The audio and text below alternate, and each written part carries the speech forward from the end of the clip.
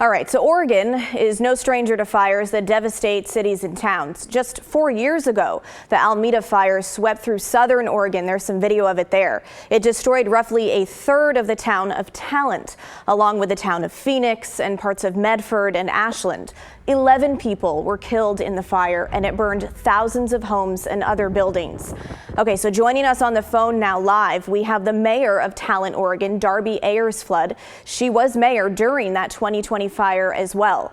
Mayor, thanks for joining us tonight.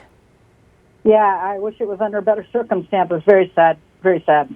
I agree with you. I have to ask you, though, how does it feel watching what's going on in Southern California and knowing what people there are going through? Yeah, it's heartbreaking. You know, it's thousands of people displaced, many of them not going to ever be able to come back to the home, losing all of their belongings. We're watching the death toll start to rise. That's just absolutely tragic.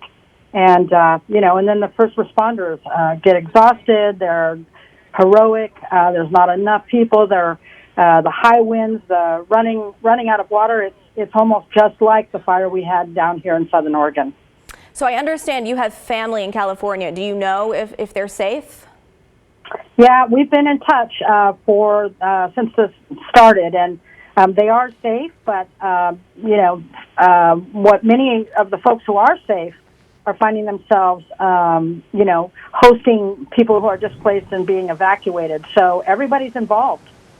So it's been 4 years since the Almeda Fire. Can you tell us what recovery is looking like right now in Talent, and what can people in California expect when it comes to recovering from this fire?